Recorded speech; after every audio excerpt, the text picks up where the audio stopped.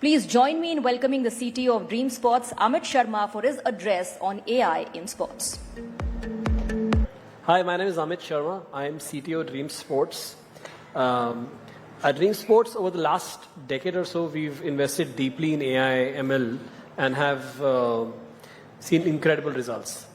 But after seeing the impact that AI can have on fantasy sports, we're also seeing how AI is revolutionizing sports itself. From athlete performance to game strategy, and from fan engagement to scouting. AI is reshaping every aspect of the game. Today I'm going to talk about a couple of examples of how real-time fan live experiences and how AI is contributing to talent development in the area of sports, and how collectively it can actually drive economic growth for the nation as a whole. So before we get started, just a little bit about who we are. So fantasy sports itself is not just a game, it's a phenomenon. And at the heart of it is Dream 11, the world's largest fantasy sports platform. We have 230 million users on our platform that play and engage with sports across 12 different sports. We have a platform that powers and is capable of supporting and has supported at peak 15 million concurrent users on our platform, and resulting in behind the scenes doing more than 40 million transactions per day and crunching more than 45 terabytes of data to give a seamless user experience when anyone comes onto the Dream 11 app. From the dynamic contests that we develop, that we generate and show to our users, to real-time fraud detection, and from predictive analytics to fraud prevention. Everything is powered by AI. So AI is at the core of everything that we do. And we're very excited now to explore what AI can do in the domain of sports. So just to understand what immersive live experiences basically means, let's think of a very nice hypothetical example. Imagine it's T20 World Cup 2026, and the final matches between India and Australia at the Wankhede Stadium in Mumbai. And it's the last ball, Bumrah is bowling, the crowd is going nuts, 4 runs to win. And you're enjoying the action, but you didn't get the ticket for it. You're sitting in your home watching it on the screen. Now imagine if suddenly, with the power of AI, you could actually get that same experience sitting in your living room.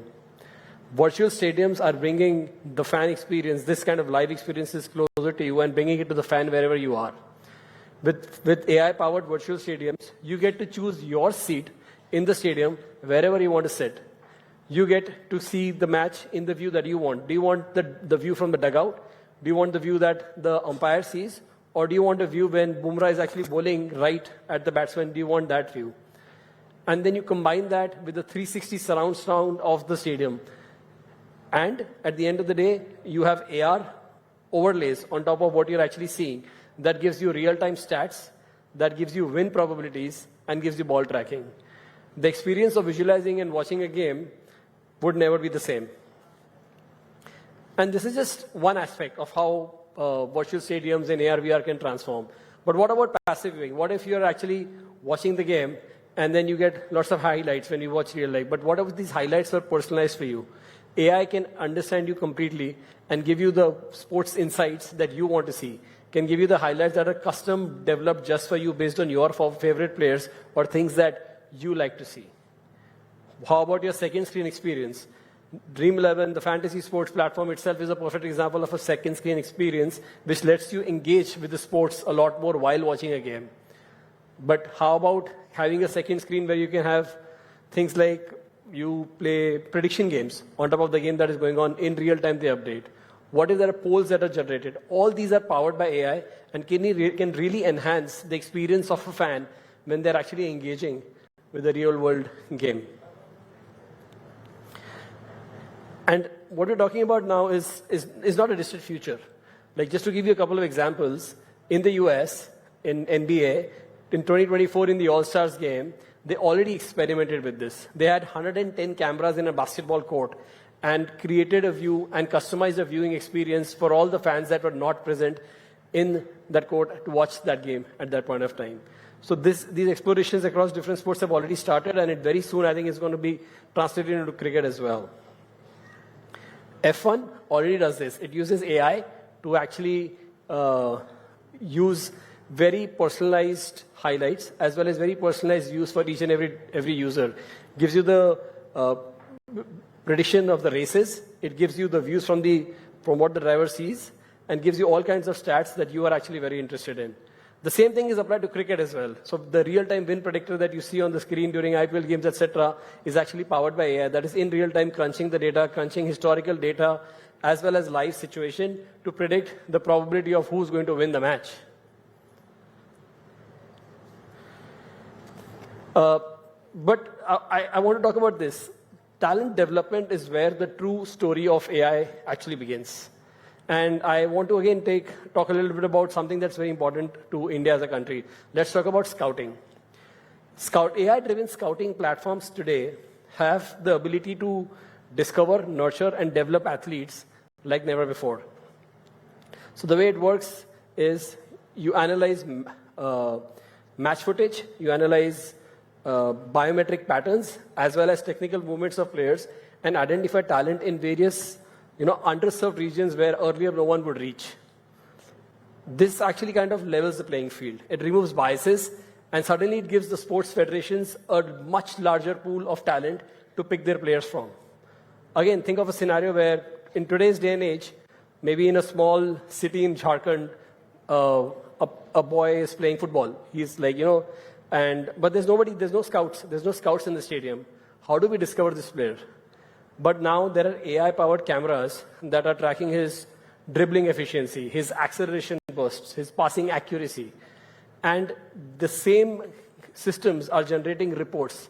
So earlier this talent would be hidden. But now an AI-generated report of this player about his talents will be given to all the clubs across the country. Sports will no longer just be about luck and opportunity. It's going to become more and more about data. And it's going to give us a lot more talent from various parts of the country than ever before. Again, an example of how it is actually happening. This is the talent development also has multiple parts. One is the discovery of talent and actually nurturing and growing them. But what about the existing players itself? Can they do things differently? Well, they definitely can. Like, think about the way players train today. We have wearable tech like Whoop, and AI can take real-time data take all the data from these variables and analyze and understand muscle fatigue, stress levels of players, and give them advice. Whoop as a wearable technology, for example, today tracks your stress levels, tracks your sleep patterns, and tracks your strain patterns, and coaches you exactly when you should be resting and when you should be training harder for peak performance. This is what breaks a difference, because this directly ties into your injury prevention and rehabilitation. Once these AI systems understand that at what point you need to push harder, at what point you need to back off, if they can analyze your movements a lot better than your coaches in general, and they can tell you at the right time when you're very, very close to an injury. If you have systems like this and if you use them well, then we would have known that when Bumrah is bowling again and again in the Australian series, in the test matches, at what point we should have reduced his workload so that he's not out of action for the next 3 months. This is what we want for the future when it comes to talent development and how our athletes can be supported with the power of AI. So with talent development as well as real-time fan engagement, they're also kind of, unfurling a new story, which is much bigger, which is economic growth. How does that happen? Let's think about job creation, for example. With AI-driven fan engagement, there are tons of jobs that are opening up in the areas of data analysts, machine learning scientists, AR, VR experiences. There's a lot of innovation happening in the startup system.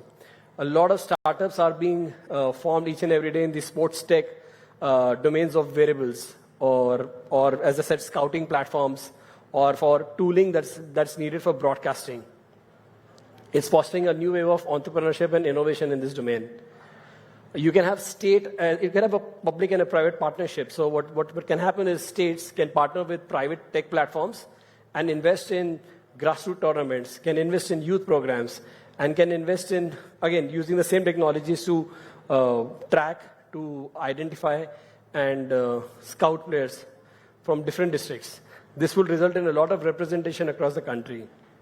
When it comes to policy decisions, like having the ability to analyze which areas of the country are underrepresented, which areas are, what kind of participation are we getting.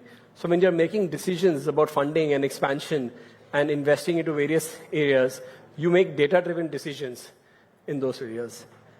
And with all of these, there is a direct contributor to direct economic activity as well. When all of these platforms go live and are served, they result in merchandise sales, they result in virtual goods, they result in other sources of revenue that directly contribute to the economic growth of the country.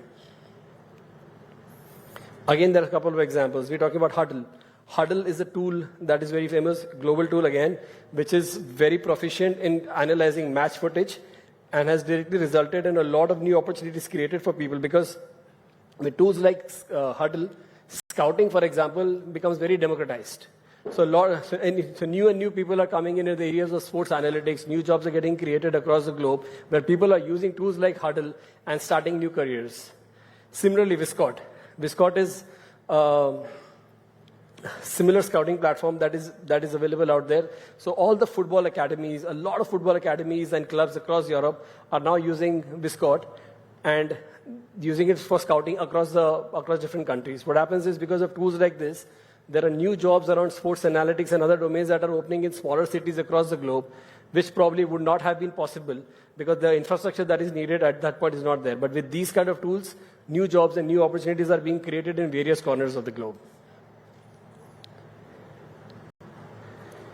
And in India, it's not that we are starting from scratch, right? We already have initiatives. So we have initiatives like Hello India, which is targeting grassroots disruption in terms of how we actually identify players, right? So it can be strengthened. It can be strengthened with AI to achieve what it wants to do, to improve the talent diversity that it wants and to train people and for performance analysis. We have Startup India, which has already invested in a lot of startups across the country today in the domain of, again, wearables, broadcast technologies, fan engagement, etc. And under the hood, the Digital India initiative of like creating the backbone, the infrastructure backbone, the data governance, the cloud access, the connectivity, that is what ties everything together. Because without that underlying infrastructure, none of these AI-powered applications, none of these startups, nothing is even possible. So with all of this, I believe that India is at the cusp of standing at a place where it's ready to actually ride the wave of AI. Indian, I would say that at this point, maybe as compared to some of our global peers, we may not be as far off in this journey of AI. And a lot of investments going across the globe, and all of these examples that I talked about are all global today.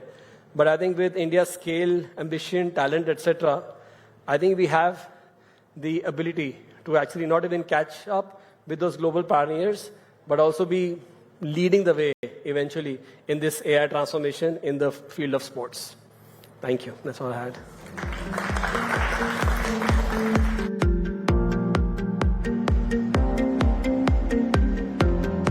Thank you, Mr. Sharma. May we request you to please come back on this stage, because we would like to present a token of appreciation. And Swati, I'd like you to present the token of appreciation to Mr. Sharma, a token of appreciation graciously offered by our luxury partner, Damilano.